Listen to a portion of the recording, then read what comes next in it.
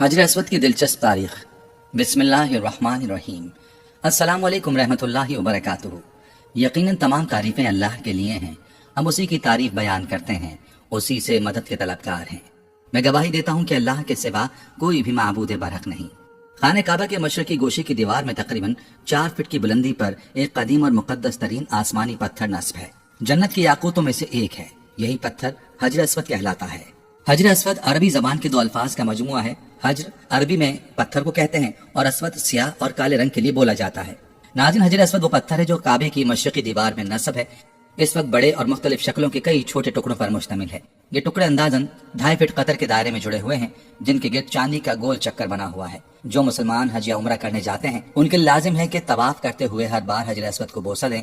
اگر ہجوم زیادہ ہو تو ہاتھ کے اشارے سے بھی بوسہ دیا جا سکتا ہے۔ کروڑوں فرزندان اسلام کے محور کعبے کا یہ پتھر صرف مسلمانوں کے لیے ہی نہیں بلکہ تمام مذاہب کے پیروکاروں کے لیے مقدس ہے، اور وہ اس پتھر کو اللہ کی نشانی قرار دیتے ہیں۔ ناظرین، حجر اسود کی اہمیت و فضیلت کے ساتھ ساتھ اس کی ایک دلچسپ تاریخ بھی ہے جس کا جاننا ہر مسلمان کے لیے ضروری ہے۔ یہ اتنا نایاب پتھر ہے کہ اسے آسمان سے اتارا گیا تھا۔ آج کی اس ویڈیو میں ہم آپ کو حجر اسود کی مکمل تاریخ بتائیں گے کہ یہ آسمان سے کب اور کیسے اتارا گیا۔ یہ ایک سفید رنگ کا پتھر اب مکمل طور پر سیاہ کیوں ہو چکا ہے؟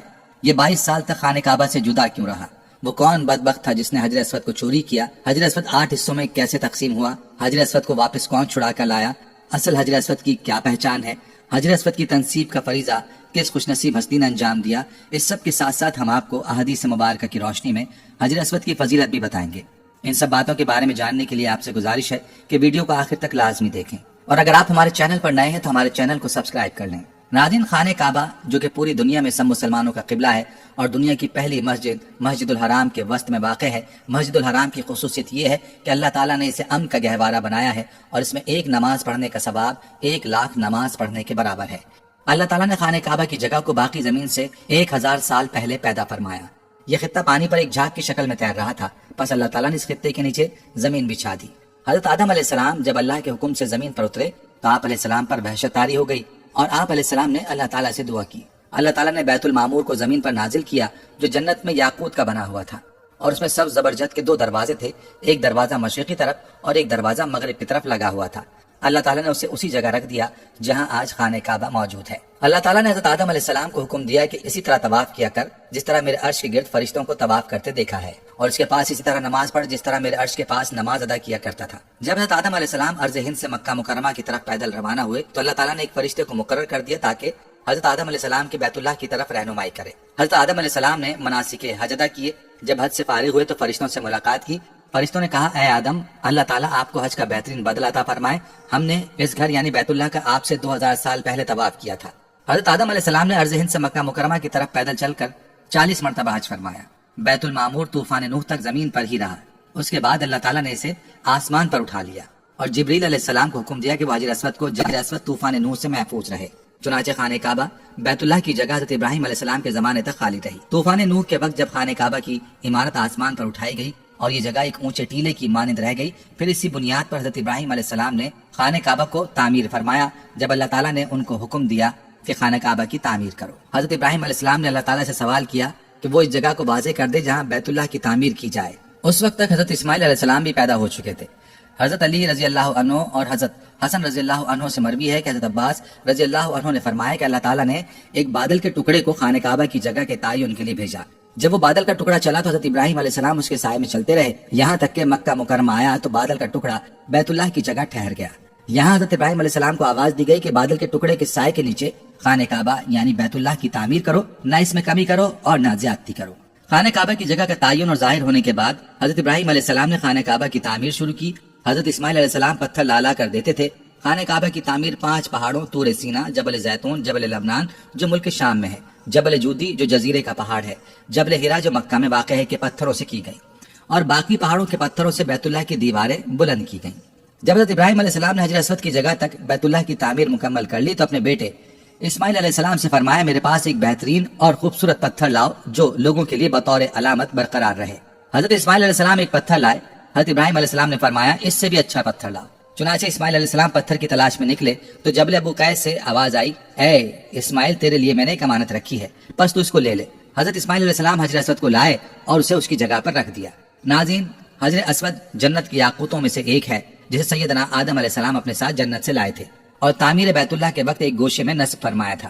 طوفان نوح علیہ السلام میں آدم علیہ السلام کا تعمیر کردہ بیت اللہ آسمانوں پر اٹھائے جاتے وقت اس متبرک پتھر کو شکم جبل ابی قیس میں امانتاً رکھ دیا گیا تھا۔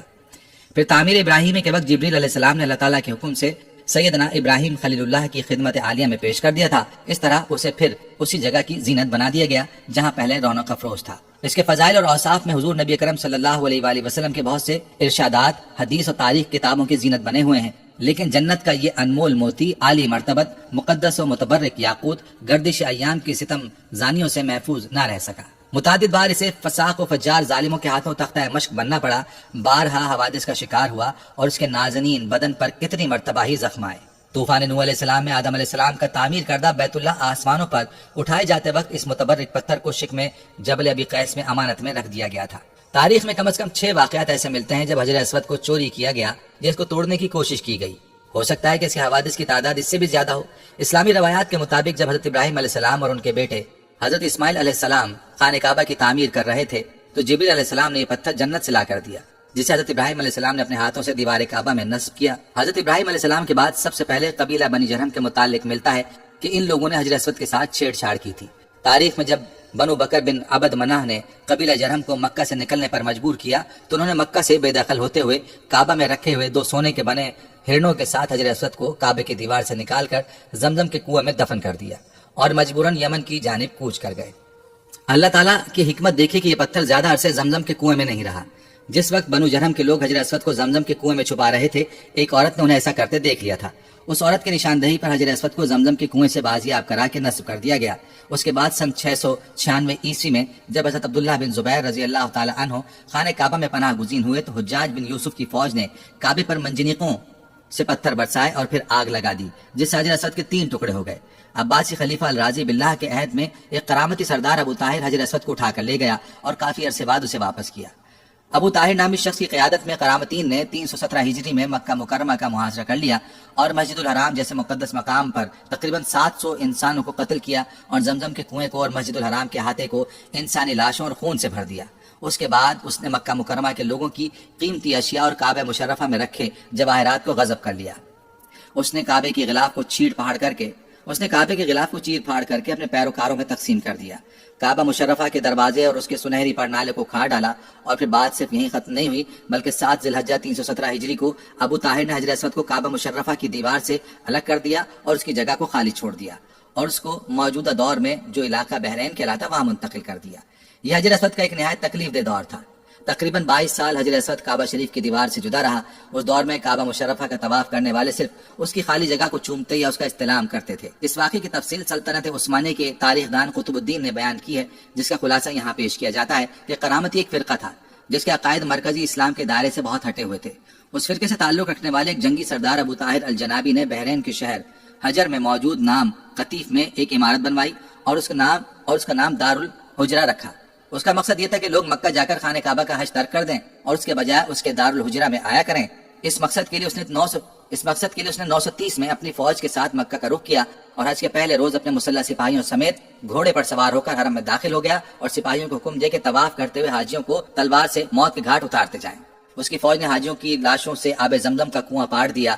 تاریخ کی کتابوں میں لکھا ہے کہ اس قتل عام میں 30,000 کے قریب حاجی مارے گئے۔ قطب الدین نے اپنی کتاب میں لکھا کہ ابو طاہر اس وقت نشے میں دھت تھا۔ اس نے اسی حالت میں کعبے کا دروازہ اکھاڑ ڈالا اور چیخا، باخدا یہ میں ہوں، خدا پیدا کرتا ہے اور میں مارتا ہوں۔ ابو طاہر نے حاجیوں کا مال اسباب لوٹ لیا، ان کی عورتوں اور بچوں کو اپنے سپاہیوں میں تقسیم کر دیا۔ اب اسے مقام ابراہیم کی تلاش تھی، لیکن کعبے کے متولیوں نے اسی افراتفری کے دوران اسے چھپا دیا تھا، اس لیے وہ اسے نہیں ملا۔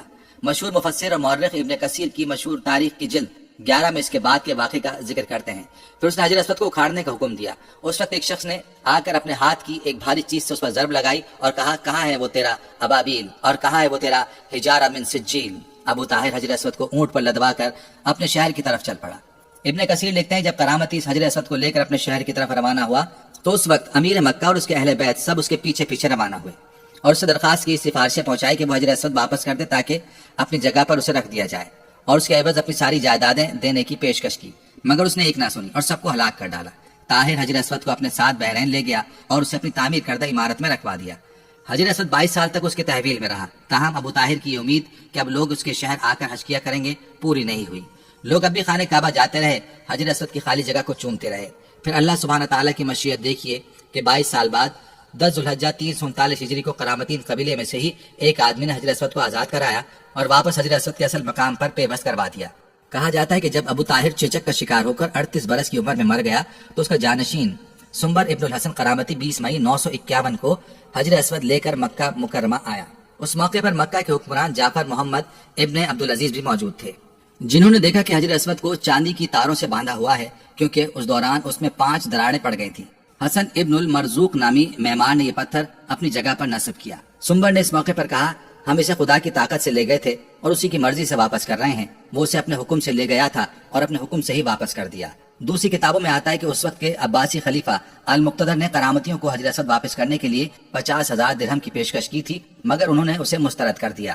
حجر اسود کی غیر موجودگی کے 21 برسوں کے دوران حج بڑی حد تک معطل رہا، کیونکہ کرامتی حاجیوں کے قافلے لوٹ لیا کرتے تھے۔ مشہور و معروف مورخ ابن خلدون نے بھی اپنی تاریخ میں اس کا ذکر کیا ہے۔ وہ اس کتاب کی جلد 4 میں لکھتے ہیں کہ کرامتیوں نے خانہ کعبہ کا دروازہ توڑ ڈالا، ایک شخص میزاب اتارنے کے لیے خانہ کعبہ پر چڑھا، گر کر مر گیا۔ مقتولین کچھ تو چاہے زمزم میں پھینک دیے گئے، باقی مانندگان کو مسجد حرام میں جو جہاں مارا گیا اسی مقام پر بلا غسل نماز جنازہ اور کفن دفن کر دیا گیا۔ غلاف کعبہ کو اپنے ہمراہیوں میں تقسیم کر دیا اور اہل مکہ کے مکانات کو لوٹ لیا گیا۔ اس وقت ایک مسئلہ یہ ضرور پیش آیا، کیا واقعی اصل حجر اسود ہی ہے یا نہیں؟ تو اس وقت مسلمانوں کے ایک دانشور نے کہا کہ وہ اس کو ٹیسٹ کر کے بتا دے گا کہ یہ اصل حجر اسود ہے یا نہیں، کیونکہ اس نے اس کے بارے میں احادیث کا مطالعہ کر رکھا تھا۔ اس نے حجر اسود پر آگ لگائی تو حجر اسود کو آگ نہیں لگی اور نہ ہی وہ گرم ہوا۔ پھر اس نے اس کو پانی میں ڈبویا تو یہ پتھر ہونے کے باوجود اپنی خصلت کے برخلاف پانی میں ڈوبا نہیں، بلکہ سطح آب پر تیرتا ہی رہا۔ اس سے ظاہر ہو گیا کہ یہ اصل جنت کا پتھر ہی ہے، کیونکہ جنت کا پتھر کا آگ سے اور غرق یابی سے بھلا کیا تعلق ہو سکتا ہے۔ ناظرین، کہا جاتا ہے کہ جب یہ فیصلہ ہوا کہ حجر اسود کو واپس کیا جائے گا تو اس سلسلے میں خلیفہ وقت نے ایک بہت بڑے عالم اور محدث شیخ عبداللہ کو حجر اسود کی وصولی کے لیے ایک وفد کے ساتھ بحرین بھجوایا۔ یہ واقعہ علامہ سیوطی کی روایت سے اس طرح نقل کیا گیا ہے کہ جب شیخ عبداللہ بحرین پہنچ گئے تو بحرین کے حاکم نے ایک تقریب کا اہتمام کیا، جس میں حجر اسود کو ان کے حوالے کیا گیا اور ایک پتھر خوشبودار اور خوبصورت غلاف میں سے نکالا گیا۔ یہ حجر اسود ہے، اسے لے جائیں۔ محدث عبداللہ نے فرمایا کہ نہیں، بلکہ حجر اسود کی 2 نشانیاں ہیں۔ اگر یہ پتھر اس معیار پر پورا اترا تو یہ حجر اسود ہوگا اور ہم لے جائیں گے۔ پہلی نشانی یہ کہ پانی میں ڈوبتا نہیں ہے، دوسری یہ کہ آگ سے گرم نہیں ہوتا۔ اب اس پتھر کو جب پانی میں ڈالا گیا تو وہ ڈوب گیا اور پھر اسے آگ میں ڈالا گیا تو سخت گرم ہو گیا۔ فرمایا ہم اصل حجر اسود کو لیں گے۔ پھر اصل حجر اسود کو لایا گیا اور آگ میں ڈالا گیا تو وہ ٹھنڈا نکلا، پھر پانی میں ڈالا گیا تو وہ پھول کی طرح پانی کے اوپر تیرنے لگا۔ تو محدث عبداللہ نے فرمایا یہی ہمارا حجر اسود ہے اور یہی خانہ کعبہ کی زینت ہے اور یہی جنت والا پتھر ہے۔ یہ سب دیکھ کر ابو طاہر سلیمان کرامتی نے بڑے تعجب سے محدث عبداللہ سے پوچھا کہ آپ کو یہ باتیں کہاں سے معلوم ہوئی؟ تو محدث عبداللہ نے جواب دیا کہ ہمیں یہ معلومات آقا محمد صلی اللہ علیہ وآلہ وسلم سے ملی ہیں کہ حجر اسود پانی میں ڈوبے گا نہیں، آگ سے گرم نہیں ہوگا۔ اور اس کے بعد جب قافلہ واپس مکہ کی طرف روانہ ہوا تو حجر اسود کو ایک کمزور اونٹنی پر رکھا گیا، جس نے تیز رفتاری سے اسے خانہ کعبہ تک پہنچا دیا۔ حجر اسود کی وجہ سے اس اونٹنی میں زبردست طاقت آ گئی تھی، کیونکہ حجر اسود اپنے مرکز بیت اللہ کی طرف واپس جا رہا تھا۔ کہا جاتا ہے کہ جب حجر اسود کو بیت اللہ سے نکال کر بحرین لایا جا رہا تھا تو جس اونٹ پر بھی رکھا جاتا وہ کچھ فاصلے کے بعد مر جاتا، حتیٰ کہ بحرین پہنچتے تک 40 اونٹ مر گئے تھے۔ یہ واقعہ تاریخ کی مستند کتاب البدایہ والنہایہ اور المنتظم میں موجود ہے۔ ناظرین، اسی طرح سن 363 ہجری میں ایک رومی شخص نے اپنے کلہاڑے سے حجر اسود پر کاری ضرب لگائی، جس سے اس پر چٹکنے کا ایک واضح نشان پڑ گیا۔ اس نے دوسری شدید ضرب لگانے کے لیے جیسے ہی اپنے کلہاڑے کو اٹھایا، اللہ سبحانہ تعالیٰ کی مدد آن پہنچی اور قریب ہی موجود ایک یمنی شخص نے جو اس کی گھناؤنی کاروائی دیکھ رہا تھا، چشم زدن میں اس نے اسے قتل کر ڈالا اور اس کی حجر اسود پر دوسری ضرب لگانے کی خواہش دل ہی میں رہ گئی۔ اس کے بعد 413 ہجری میں فاطمید نے اپنے 6 پیروکاروں کو مکہ مکرمہ بھیجا، جس میں سے ایک الحاکم العبیدی تھا، جو ایک مضبوط جسم کا مالک تھا، سنہرے بالوں والا، طویل قد و قامت والا انسان تھا۔ وہ اپنے ساتھ ایک تلوار اور ایک لوہے کی سلاخ لایا تھا۔ اپنے ساتھیوں کے اکسانے پر اس نے دیوانگی کے عالم میں تابڑ توڑ 3 ضربیں حجر اسود پر لگا ڈالی، جس سے اس کی کرسیاں اڑ گئیں۔ وہ ہزیانی کیفیت میں اول فول بکتے ہوئے کہہ رہا تھا، معاذ اللہ، کہ جب تک اسے پورا نہ اکھاڑ پھینکے گا جب تک سکون سے نہیں بیٹھے گا۔ بس اس موقع پر ایک مرتبہ پھر اللہ سبحانہ تعالیٰ کی مدد آن پہنچی اور گھڑ سواروں کے ایک دستے نے ان سب افراد کو گھیر لیا اور ان سب کو پکڑ کر قتل کر دیا اور بعد میں ان کی لاشوں کو بھی جلا دیا۔ ناظرین، اسی طرح ایک واقعہ سن 990 ہجری میں بھی وقوع پذیر ہوا، جب ایک غیر عرب باشندہ اپنے ہتھیار کے ساتھ مطاف میں آیا اور اس نے حجر اسود کو ایک ضرب لگا دی۔ اسی وقت کا ایک شہزادہ نصیر مطاف میں موجود تھا، جس نے اسے فوری طور پر موت کے گھاٹ اتار دیا۔ اور پھر سن 1351 ہجری کے محرم کے مہینے میں ایک افغانی باشندہ مطاف میں آیا اور اس نے حجر اسود کا ایک ٹکڑا توڑ کر باہر نکال دیا اور کعبے کے غلاف کا ایک ٹکڑا چوری کر ڈالا۔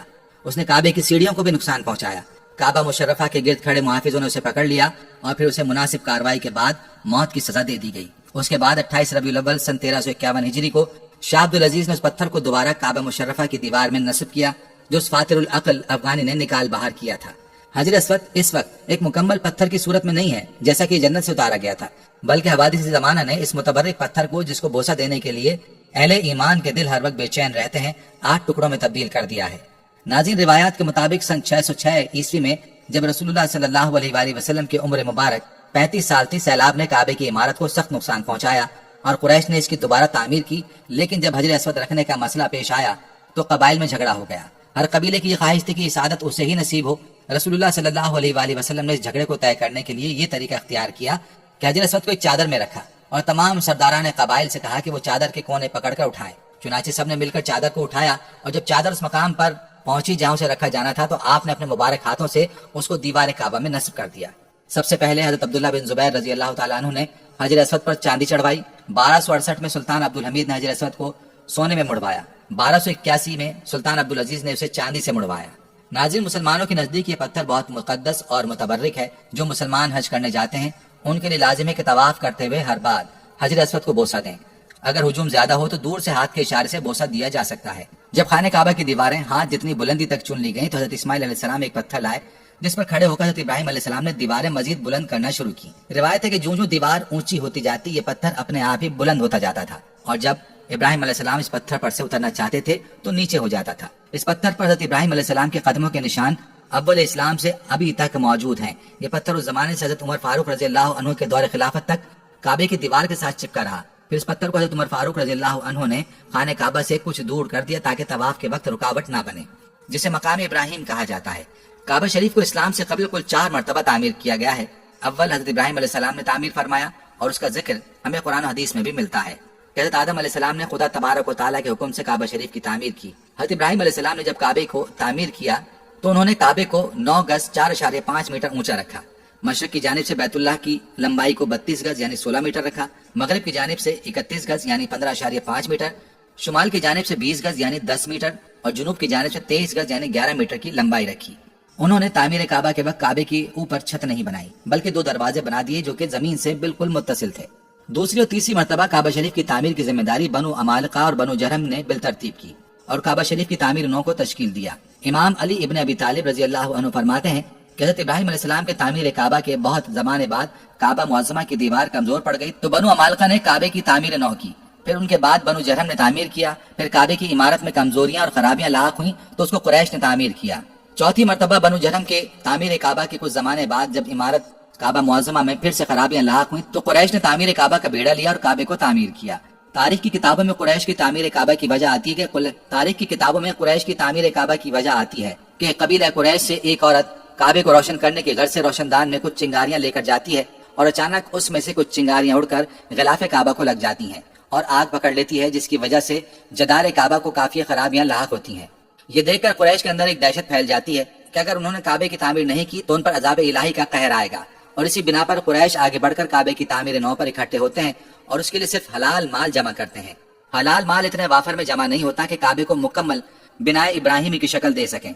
इसीलिए उन्होंने हजर अस्वद की जानिब से 6 गज और 1 शबर यानी 3.23 मीटर कम कर देते हैं और एक छोटी सी दीवार से घेर देते हैं कि लोग तवाफ के वक्त उसके अंदर न आ सकें। अहले कुरैश ने तामीर काबा के वक्त कुछ तब्दीलियां भी की, जैसे कि उन्होंने काबे की ऊंचाई को 9 गज यानी 4.5 मीटर से 18 गज यानी कुल 9 मीटर तक बढ़ा दिया और साथ ही काबे के ऊपर छत भी डाल दी गई। बाबे गरबी को बंद कर दिया गया जबकि बाबे शर्की की ऊंचाई भी कुछ ज्यादा बढ़ा दी गई।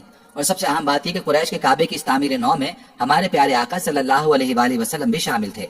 नाज़रीन, अब यहाँ आपको हजर अस्वद की फजीलत के बारे में कुछ अहादीस मुबारका से सुनाते चलें। प्यारे आका करीम सल्लल्लाहु अलैहि वसल्लम ने फरमाया, हजर अस्वद जन्नत से आया हुआ पत्थर है, ये दूध से ज्यादा सफेद था। बनु आदम के गुनाहों ने इसे काला कर दिया। बाज रिवायात से मालूम होता है कि इस मुबारक पत्थर का वो हिस्सा जो दीवार के अंदर है वो सफेद ही है। जैसे कि हजरत मुजाहिद फरमाते हैं कि जब हजरत अब्दुल्लाह बिन जुबैर ने बैतुल्लाह को दोबारा तामीर के घर से मुनहदिम किया तो मैंने देखा कि हजर अस्वद का वो हिस्सा जो दीवार के अंदर था वो सफेद था। वो मालूम हुआ कि गुनाहों के सबब सिर्फ बैरूनी हिस्सा सियाह हुआ है और उसी वजह से उसको हजर अस्वद यानी काला पत्थर कहा जाता है। जब बैतुल्लाह की तामीर उस जगह तक पहुंची जहाँ हजर अस्वद नस्ब होना था तो कुरैश में इख्तिलाफ पैदा हो गया।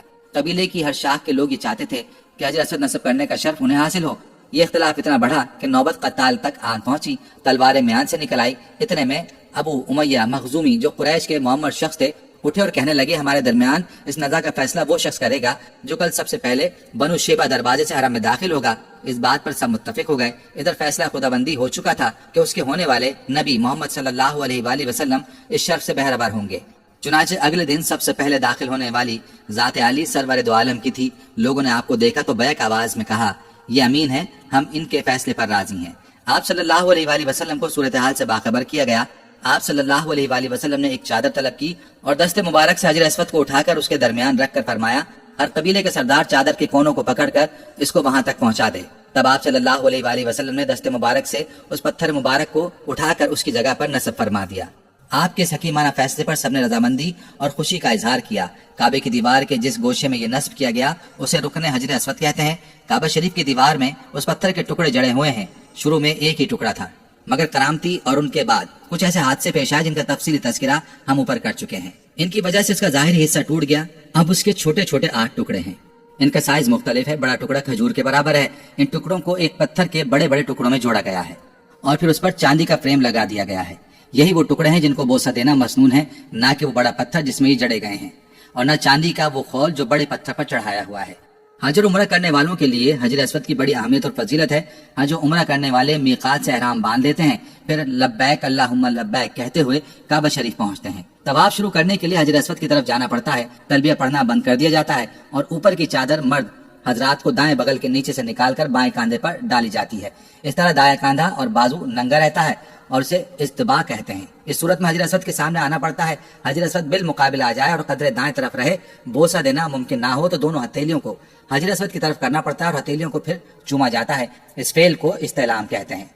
طواف کرنے کے لیے دائیں طرف رخ کرنا پڑتا ہے۔ بیت اللہ کے گرد چکر لگانا شروع کیا جاتا ہے اور حجر اسود پر آ کر ایک چکر مکمل ہو جاتا ہے۔ حجر اسود پر ازدحام نہ کیا جائے، نہ کسی کی تکلیف کا نشانہ بنے۔ حکومت نے حجر اسود کے پاس بیت اللہ کی دیوار سے ملحق ایک ایسی جگہ بنا دی ہے جس پر ایک منتظم کھڑے ہو کر بوسہ لینے والوں میں نظم و نسق برقرار رکھنے کی کوشش کرتا ہے۔ ناظرین، عورتوں کو مردوں کی بھیڑ میں گھس کر بوسہ لینے کی کوشش نہیں کرنی چاہیے۔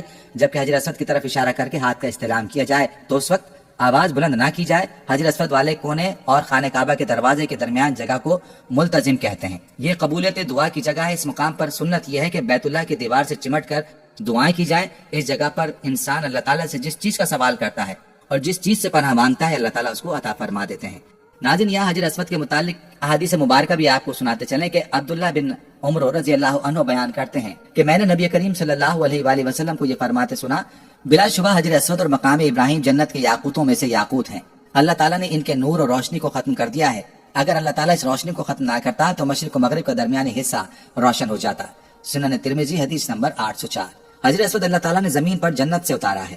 ابن عباس رضی اللہ عنہ بیان کرتے ہیں کہ نبی صلی اللہ علیہ وآلہ وسلم نے فرمایا حجر اسود جنت سے نازل ہوا ہے۔ سنن ترمذی حدیث نمبر 877۔ سنن نسائی حدیث نمبر 2935 میں امام ترمذی رحمہ اللہ تعالیٰ نے اس حدیث کو صحیح قرار دیا ہے۔ امام ترمذی رحمۃ اللہ علیہ نے اس حدیث کو صحیح قرار دیا ہے۔ حجر اسود دودھ سے بھی زیادہ سفید تھا جسے اولاد آدم کے گناہوں نے سیاہ کر دیا ہے۔ ابن عباس رضی اللہ تعالیٰ عنہ بیان کرتے ہیں کہ رسول اکرم صلی اللہ علیہ وآلہ وسلم نے فرمایا حجر اسود جنت سے آیا تو دودھ سے بھی زیادہ سفید تھا اور اسے بنو آدم کے گناہوں نے سیاہ کر دیا ہے۔ حجر اسود روز قیامت ہر اس شخص کی گواہی دے گا جس نے اس کا حق کے ساتھ استلام کیا۔ ابن عباس رضی اللہ عنہ بیان کرتے ہیں کہ نبی صلی اللہ علیہ وآلہ وسلم نے حجر اسود کے بارے میں فرمایا اللہ کی قسم اللہ تعالیٰ اسے قیامت کو لائے گا تو اس کی 2 آنکھیں ہوں گی جن سے یہ دیکھے اور زبان ہوگی جس سے بولے، اور ہر اس شخص کی گواہی دے گا جس نے اس کا حقیقی استلام کیا۔ سنن ترمذی حدیث نمبر 961، سنن ابن ماجہ حدیث نمبر 2944۔ امام ترمذی نے اس حدیث کو حسن کہا ہے اور حافظ ابن حجر نے فتح الباری میں اس کی تقویت بیان کی ہے۔ حجر اسود کا استلام یا بوسہ یا اس کی طرف اشارہ کرنا یہ ایسا کام ہے جو طواف کے ابتدا میں ہی کیا جاتا ہے، چاہے وہ طواف حج میں ہو یا عمرے میں یا پھر نفلی طواف کیا جا رہا ہو۔